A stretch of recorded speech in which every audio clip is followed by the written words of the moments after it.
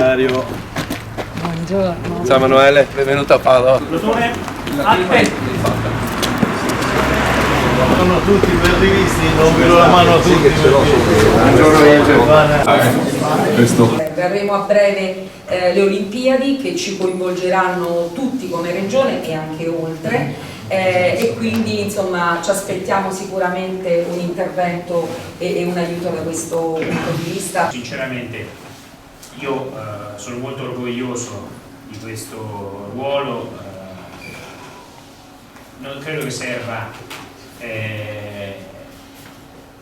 che una grande attenzione per questo straordinario corpo dello Stato, però credo che anche la comunicazione dei fatti, no, sia quella più efficace, che poi crei questo legame indissolubile dei cittadini con il corpo nazionale. L'attenzione del governo è stata massima